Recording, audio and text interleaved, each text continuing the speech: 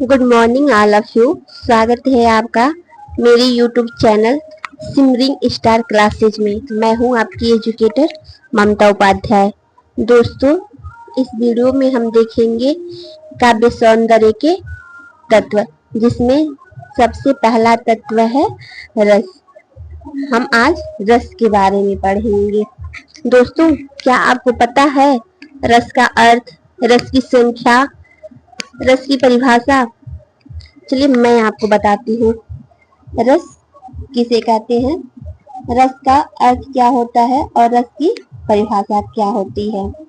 भारतीय काव्य शास्त्र में रस को काव्य की आत्मा माना जाता है।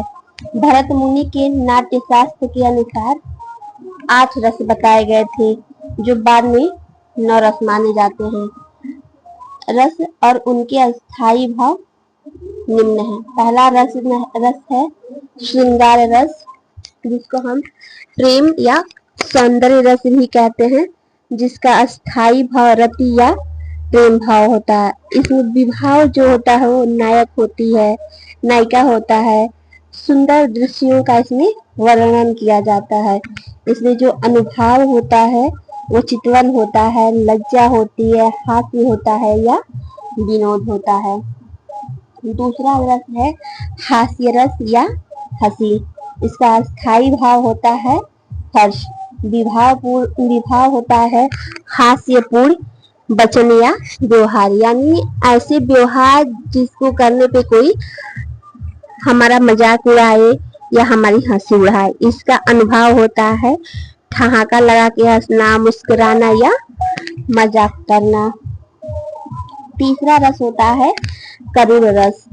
करुण रस का अर्थ होता है दया करना या करुणा दिखाना, जिसका स्थायी भाव होता है सुख। करुण रस का विभाव होता है मृत्यु, विपत्ति या उत्पत्ति। इसका करुण रस का उत्पत्ति तब होता है जब किसी की मृत्यु हो जाती है, वियोग होता है या किसी पे विपत्ति पड़ती है, तो जो हमारे मन में भाव आते हैं उसको हम करुण रस कहते हैं। इसका अनुभव जो होता है, इसमें आंसू निकलते हैं, उदासी आती है। चौथा रस है रौद्र रस या क्रोध रस। जब हमारे मन में क्रोध होता है तब रौद्र रस की उत्पत्ति होती है। इसका जो अस्थाई भाव होता है वो क्रोध होता है, और इसका जो विभाव होता है शत्रु होता है, अन्याय होता है या अत्याचार होता है। यानी कि हम अपने शत्रु पर क्रोध दिखाते हैं, या जब कोई हम पे अत्याचार करता है तब हम क्रोध दिखाते हैं। इसका अनुभव जो होता है आंखें लाल लाल कर लेना, तेज स्वर में बोलना, ये सब इसके अनुभव होते हैं। वीर रस या पराक्रम रस। इसका स्थायी भाव होता है उत्साह है। इसका विभाव होता है रणभूमि या शौर्य, क्योंकि वीरता जो होती है ना रणभूमि में दिखाई जाती है, शौर्य में दिखाई जाती है। इसका अनुभव होता है दृढ़ता, उत्साहपूर्ण बाड़ी। छठवां रस होता है भयानक रस या भय रस। इसका स्थायी भाव होता है भय। विभाव होता है हिंसक प्राणी या अंधकार। का अनुभव होता है कांपना या डरना, क्योंकि जब हम भय में होते हैं ना तो हम कांपते हैं, डरते हैं। सातवां रस है विभत्स रस या घृणा, जिसका अस्थायी भाव होता है जुगुप्सा। विभाव गंदगी या अपवित्र वस्तुओं को देखकर हमारे मन में जो घृणा होती है उसी को हम विभत्स रस कहते हैं। अनुभव इसका होता है नाक सिकोड़ना, मुंह फेरना इत्यादि। आठवां रस होता है अद्भुत रस या आश्चर्य। इसका स्थायी भाव होता है विस्मय। विभाव अनोखी वस्तु, विलक्षण कार्य को देखकर हमारे मन में जो आश्चर्य उत्पन्न होता है उसको हम अद्भुत रस कहते हैं। इसका अनुभव जो होता है आंखें फाड़ कर देखना, वाह वाह करना, ये सब इसके अनुभव या भाव होते हैं। शांत रस या शांति।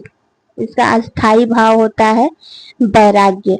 विभाव साधु संत, उपदेश, भक्ति, अनुभव, समाधि, संतों का उपदेश, संतोष इत्यादि इसके अनुभव होते हैं। रस का अर्थ और परिभाषा। दोस्तों अब हम रस का अर्थ और परिभाषा को देखेंगे। रस को समानता हम स्वाद या आनंद से लगा लेते हैं। जैसे कि रस का समान अर्थ होता है स्वाद लेना या आनंद लेना, लेकिन काव्य शास्त्र में रस का आश्रय है काव्य, नाटक, कविता या किसी भी कलात्मक रचना को पढ़ने देखने पर जो भावनात्मक आनंद प्राप्त होता है उसे हम रस कहते हैं। जैसे खाने में स्वाद ही मुख्य होता है, वैसे काव्य में रस ही उसकी आत्मा मानी जाती है। रस की परिभाषाओं को देखते हैं दोस्तों। काव्य में जब कवि के हृदय में भाव, अस्थाई भाव, विभाव, अनुभव या संचारी भाव के माध्यम से व्यक्त होता है तो उन्हें देखकर पढ़कर हृदय में जो आनंद उत्पन्न होता है वही रस कहलाता है। विभाव का अर्थ होता है कारण या आधार, अर्थात रस जागृत होने का कारण। विभाव दो प्रकार के होते हैं। पहला आलंबन विभाव, अर्थात जिस पर भाव टिका हुआ हो, जैसे नायक हो गया, नायिका हो गई, शत्रु हो गया, मित्र हो गया, भगवान हो गए आदि।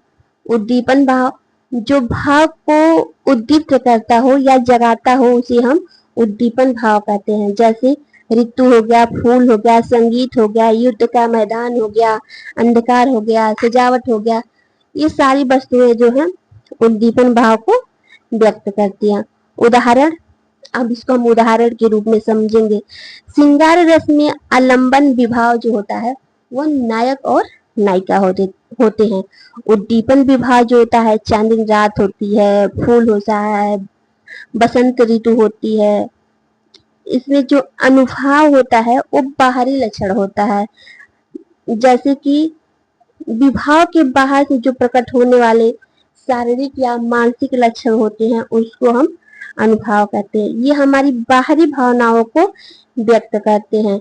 अगर हम उदाहरण के रूप में देखें तो श्रृंगार रस में चितवन, लज्जा, मुस्कान, करुण रस में आंसू, आह भरना, रौद्र रस में लाल लाल आंखें, ऊंची आवाज उठाना, ये सब हमारे विभाव हो जाते हैं।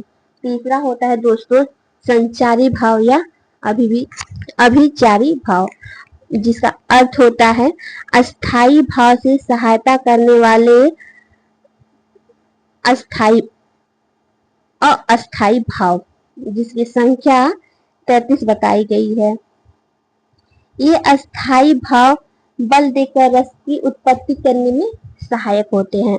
उदाहरण के रूप में श्रृंगार रस में उत्कंठा यानी कि प्रतीक्षा, स्मृति, याद और जो लज्जा होती है ये सब अस्थाई भाव होते हैं। करुण रस में निराशा, व्याधि, दैन्य, ये सब जो होते हैं हमारे अनुभव को अनुभव देकर जगाते हैं। दोस्तों कक्षा 10 की बुक में सारे रस को ना पढ़ते हुए बस 2 रस को दिया गया है, एक हास्य रस और दूसरा है करुण रस। तो दोस्तों सबसे पहले हम हास्य रस की अर्थ और परिभाषा को पढ़ते हैं। हास्य रस वह है जिसमें हर्ष और आनंद की अनुभूति होती है। यह रस मजाक, व्यंग, अटपटे वचन या हास्यपूर्ण आचरण से उत्पन्न होता है। अगर इसकी परिभाषा हम देखें तो इसकी परिभाषा में दोस्तों हम ये कह सकते हैं कि हर्षजनक वचन, आचरण अथवा परिस्थिति से जब मनुष्य हंसने लगता है और पाठक के हृदय में आनंद उत्पन्न होता है तब हम उसे हास्य रस कहते हैं। अगर हम इसको कविता के रूप में उदाहरण से समझे तो भूखा ब्राह्मण बोला रानी, दे दो मुझको थाली पानी। रानी बोली रुक जरा, भूख तुम्हारी भागेगी धरा। यहाँ जो रानी है वो अटपटा मजाक कर रही है और रानी के उत्तर को देखकर जो श्रोता है वो हास्य रस का अनुभव करते हैं। दूसरा रस है करुण रस, जिसका अर्थ होता है शोक या दुख की अनुभूति। करुण रस तब उत्पन्न होता है जब किसी से वियोग होता है, मृत्यु होती है, हानि होती है या उत्पत्ति होती है। ऐसी स्थितियों में जो रस उत्पन्न होता है उसको हम करुण रस कहते हैं। अगर इसकी परिभाषा को हम देखें तो मित्रों, मृत्यु, वियोग अथवा विपत्ति के कारण उत्पन्न शोक भाव जब काव्य में विभाव, अनुभाव और संचारी भाव से सजकर पाठक या दर्शक के हृदय में दुख जगाता है, तब वो करुण रस कहलाता है।